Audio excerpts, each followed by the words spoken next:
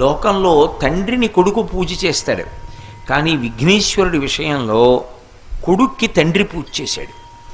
ఎందుకు పూజ చేయవలసి వచ్చింది అంటే, ఆదౌ పూజ్యో గణాధిప అని ఆయనకి పేరు. విద్యాగణపతి అని ఒక గణపతి స్వరూపం ఉంది లోకంలో. మిగిలిన వాళ్ళు ఎవ్వరికీ లేనటువంటి పూజ ఒక్క విద్యాగణపతికి మాత్రమే చేస్తారు. మామిడికి పువ్వు ఉంటుంది చూశారు, వసంత ఋతువులో వస్తుంది మామిడి పువ్వు. ఆ మామిడి పువ్వుతో పూజ చేస్తారు విద్యాగణపతికి. రసాలము అంటారు మామిడి చెట్టుని. రసాలము మామిడి పండు పేరు, రసాలము భగవంతుడి పేరు. అందుకే రసాలము మామిడి పువ్వుతో విద్యాగణపతికి పూజ చేస్తారు. పూజ చేస్తే అపారమైనటువంటి విద్యని అనుగ్రహిస్తాడు ఆయన అని లోకంలో ఒక పెద్ద విశ్వాసం, శాస్త్రవాక్కు. అటువంటి విఘ్నేశ్వరుణ్ణి శివుడు పూజ చెయ్యాలి. ఎందుకు చేయవలసి వచ్చింది అంటే, ఆయనే వరం ఇచ్చాడు ఒకప్పుడు. మామిడి పండు చేతికిచ్చాడు. చేతికిచ్చి, ఇవాళ నుంచి నేను విఘ్నములకు నిన్ను అధిపతిగా చేస్తున్నాను. ఎవరైనా ఏదైనా పని చేద్దాం అనుకుంటే ఆ పని జరగకుండా అడ్డు ఏదైనా వస్తే దాన్ని తొలగించగలిగినటువంటి శక్తి నీకు ఇస్తున్నానన్నాడు. ఇప్పుడు విఘ్నాధిపత్యాన్ని పొందాడు విఘ్నేశ్వరుడు. విఘ్నాధిపత్యాన్ని పొందినటువంటి విఘ్నేశ్వరుడికి తండ్రి అయినా కూడా శివుడు, ఆయన కూడా లోకమర్యాద కోసం ఏదైనా పెద్ద పని మొదలు పెడితే విఘ్నేశ్వరుణ్ణి పూజ చేసి తప్ప ముందుకు వెళ్ళకూడదు. అలా ఒకవేళ విడితే ఆ పని జరుగుతుందా జరగదా నిరూపించాలనుకున్నాడు. నిరూపించాలనుకుని ఒకసారి పరమశివుడు ఒక పెద్ద కార్యాన్ని తలపెట్టాడు. త్రిపురాసురులు అని 3 రాక్షసులు బయలుదేరారు. ఒకడు బంగారుపురంలో ఉండేవాడు, ఒకడు వెండిపురంలో ఉండేవాడు, ఒకడు ఇనుప నగరంలో ఉండేవాడు. 3 ఆకాశంలో తిరుగుతుండేవి. ఆ త్రిపురాసురుల్ని సంహరించవలసి వచ్చింది.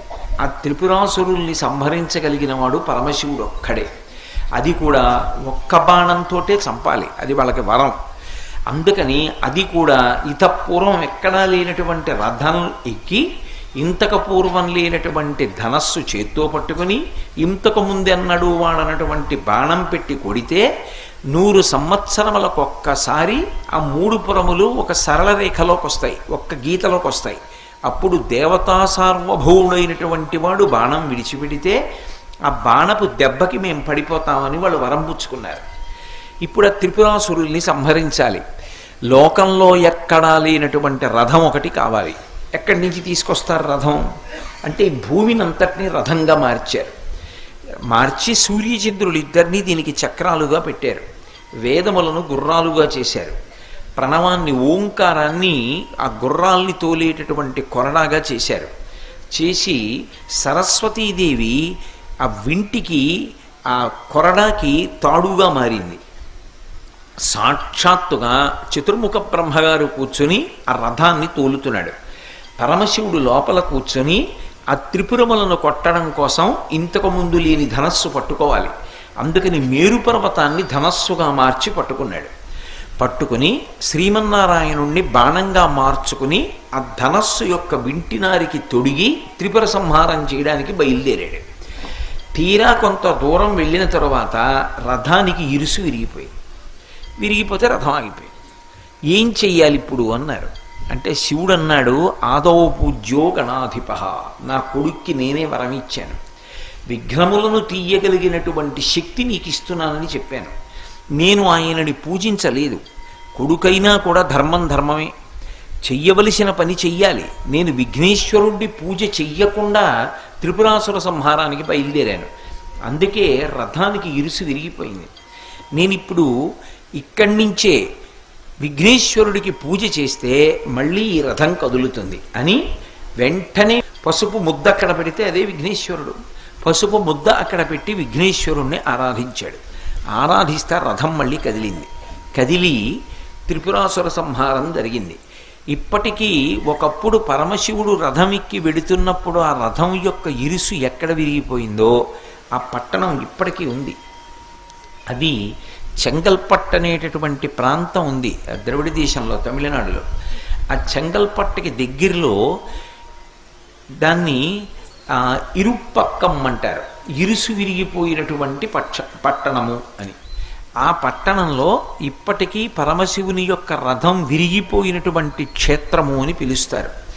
అది ఒకప్పుడు ఒక ఆశ్చర్యం జరిగింది ఆ ఊళ్ళో. ఆ చంద్రశేఖరేంద్ర సరస్వతి మహాస్వామి వారు కంచికామకోటి పీఠాధిపత్యం వహించినటువంటి రోజుల్లో రామేశ్వరంలో శంకరాచార్యుల వారిని నలుగురు శిష్యుల్ని ప్రతిష్ఠ చేయడం కోసమని రాజస్థాన్లో పాలరాతి విగ్రహాలు తయారు చేయించి ఒక పెద్ద వాహనం మీద పెట్టి రామేశ్వరం పంపిస్తున్నారు. ఖచ్చితంగా ఆ వాహనం ఈ ఇరుపక్కం మన క్షేత్రం దగ్గరికి వచ్చింది. వచ్చేటప్పటికి ఇరుసు విరిగిపోయింది. అప్పుడు శివుడి యొక్క రథానికి విరిగిపోయింది. ఆ శివుడే శంకరాచార్యుల వారిగా వచ్చాడు. శంకరాచార్యుల వారి మూర్తిని పట్టుకుని వాహనం వెళుతుంటే మళ్ళీ అదే పట్టణం దగ్గర ఇరుసు విరిగిపోయింది. వెంటనే కామకోటి మఠానికి తెలియచేశారు, ఇరుసు విరిగిపోయింది ఎలాగా అని. మూర్తుల్ని కిందకి దింపడానికి లేదు, వాహనాన్ని ఎత్తి ఇరుసు సరిగ్గా బిగించడానికి లేదు, మరమ్మత్తు చేయడానికి. ఎలా అని చంద్రశేఖరేంద్ర సరస్వతి మహాస్వామి వారికి కబురు పంపారు. స్వామివారు అది విని అన్నారు, ఎక్కడ విరిగిపోయింది, ఏ ఊళ్ళో ఆగిపోయింది వాహనం అని అడిగారు. ఈ తిరిగిరుపక్కం అన్న చోట విరిగిపోయింది అన్నారు. ఓ, ఆ ఊళ్ళో విరిగిపోయింది అంటే అక్కడే ఒకప్పుడు పరమశివుడి యొక్క రథం ఇరుసు విరిగిపోయింది. అప్పుడు శివుడి రథానికి విరిగింది. ఇప్పుడు శివుడే శంకరాచార్యుల వారిగా వచ్చాడు. శంకరాచార్యుల వారి మూర్తి వెడుతుంటే మళ్ళీ విరిగింది. 108 కొబ్బరికాయలు నిలబడి కొట్టేయండి, అనుకోకుండా తనంత తాను ఆ ఇరుసు బాగవుతుంది అన్నారు. వెంటనే 108 కొబ్బరికాయలు తెప్పించి ఆ అరుచుపక్కం క్షేత్రంలో విఘ్నేశ్వరుడు యొక్క దేవాలయం ముందు కొట్టారు. కొట్టిన తర్వాత అనుకోకుండా లోపల ఉన్న విగ్రహాలు అలా ఉండగానే ఆ వాహనం యొక్క ఇరుసు బాగు చేయడానికి అవకాశం దొరికింది. అలా బాగు చేశారు. ఇక ఆగలేదు, వాహనం రామేశ్వరం వెళ్ళిపోయింది. ఒక్క విఘ్నేశ్వరుడి విషయంలో మాత్రం కొబ్బరికాయ కొట్టడానికి అంత ప్రధానమైనటువంటి కారణం ఉంటుంది.